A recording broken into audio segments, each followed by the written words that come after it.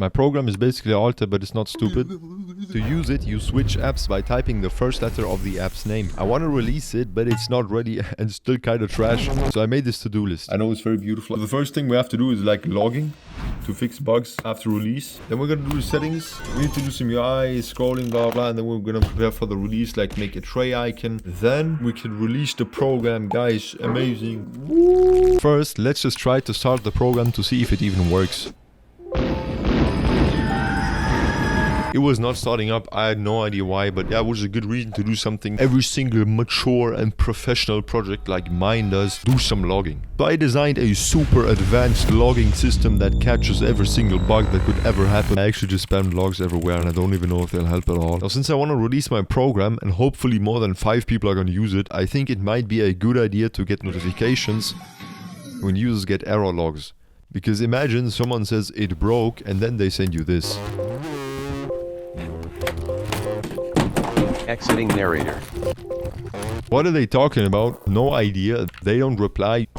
You spend the next 2 days trying to fix the issue. You can't reproduce it. And now you're so mad you gotta throw your dog off a cliff. And that's why I tested having the program send me logs just to see if that's a good idea. I tried out Posthog for that. Just better, honestly. Yeah, we'll see about that. I needed like a public API key or something. I had no idea where it was. I just asked their clanker. What did he say? It kind of worked, I didn't expect that. I pushed 2 events to Posthog, one when the program starts and 2 when it gets activated. I'm not expecting it to work. Oh, look at this, it's literally working already. Oh! And it even doxed my address. It says where I even live. Oh, so you better be careful. I don't play these games. It has a lot more stuff, like seeing everything that causes an exception to happen. It also automatically stores replays of exactly what the user did. After some testing, I figured because my program has a whopping number of one singular feature, which is switching programs, I can't really log anything useful to Posthog. So for the release, everything is just logged locally. Posthog happens to sponsor this video, so click the link below. I don't know if they'll change it now I'm saying this, but you can basically scam them with their own free tier. I literally released a website a few years ago that had a few hundred users and I never paid Posthog. Wait, I just realized they're paying me now because of the sponsorship. Businessman. To finish the release, next we're gonna do the settings page, and obviously it's gonna be pretty easy, there's not much to do. So we're gonna make the settings. I don't think it should be too hard. Okay, so we have to make a new screen, implement scrolling and stuff, overflow, serialize and load settings, implement versions, make stuff backwards. First we'll make the settings UI. Bro, this is amazing settings UI. But there is a problem. Normally when the program runs, the window has pop-up properties. That means we can drag it, resize it, alter it, but all this has to be possible in the settings page. To make the settings page show up in the alt tab menu, I added some window flags when you go in the settings, and boom, it works. So this thing was completely broken. I calculated the window size in the wrong way, and it broke because the UI needs the window size to position all the elements correctly. So I fixed that, now it works. Boom, you can now set the things. You can set the activation hotkey, the window remapping hotkey from last video. You can open the config folder and enable auto start. Next, I added a mappings list so you can see all the mappings you have set. Yeah, I know, this looks so good. This is so UI design. Didn't even tell you this, but I even implemented resizing and boom, resizing, what the hell is going on? Resizing is a pain. We in that good luck. I have no idea what they were doing when they were designing the resizing stuff. Like genuinely. I was like that one guy from Outdoor Boys trying to find a solution to make resizing work, but I couldn't.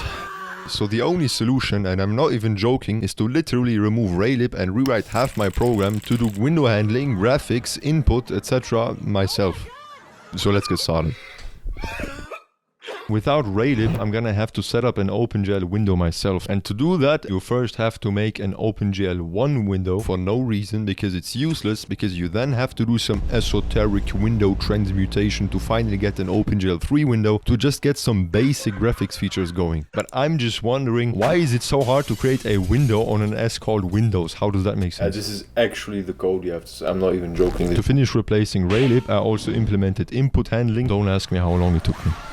Either way, we replaced Raylib now, and all that was totally worth it because now I was able to implement some super smooth resizing. Damn, bro, this is some smooth resizing, man. Wait, what is this? 96% not subscribed? Well, we gotta change that, so go ahead, subscribe and like the video. Obviously, we still haven't reached the golden standard that is set by websites like Twitch, for example.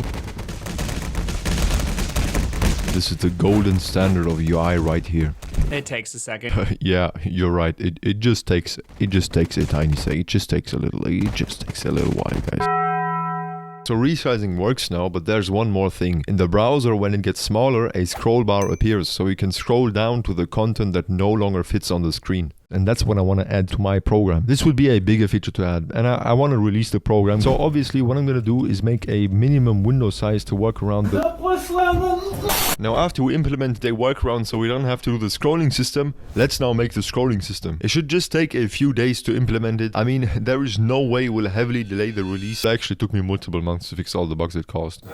Now to start working on it, I wanted to make a simple test UI where I could implement and test the scrolling behavior. We'll draw a few text items that should be scrollable. Only the brightest of you might realize that we have a problem already. You might be able to perceive that in fact the text is not scrollable yet. First, add a scroll bar. Boom. It's very beautiful. Now let's offset the UI based on where the scroll bar is. I don't know about you, but this is not what I expect when scrolling. The UI just goes up and it just continues. It returns to its peak. To fix this, we first have to wrap the UI in a scroll container. Anything outside of this container should not be drawn. But this is still not ideal. You can see the text item's forehead, and we don't want to see its forehead. We have to do some OpenGL GPU graphics processing. I know this is way too complicated, but you tell OpenGL to cut off everything outside of the container with scissor test. We have successfully implemented the scrolling feature, and I assure you that there are no bugs.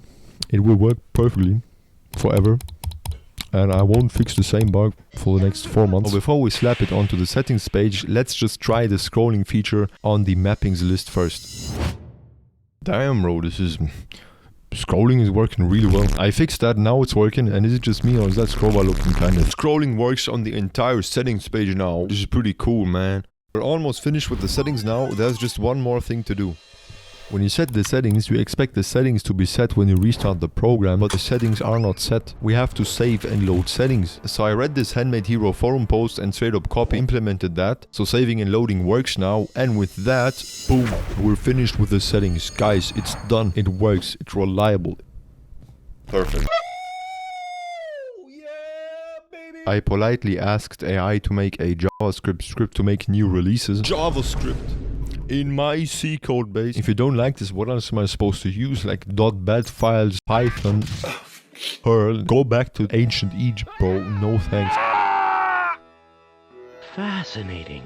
Now witness before your eyes what I was able to do with the power of JavaScript. It increments a number and then runs build minus release in the command line. I now have a release executable on my computer. I sent this executable to someone and they tried to run it.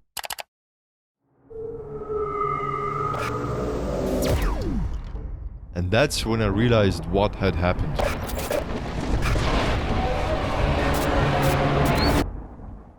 Microsoft sabotaged me this entire time. So here's what Microsoft did to my program. When it gets activated and you see the UI, the window gets sized to the entire screen. Now you might ask, why the hell would I do that? And that's a good question, but I won't answer it. I then do an entire abomination of a very specific code sequence to make the window transparent. And that's where they sabotaged me.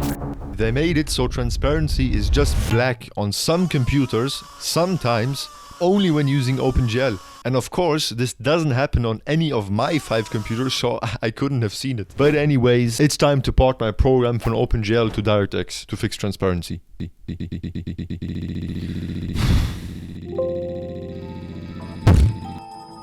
You know what?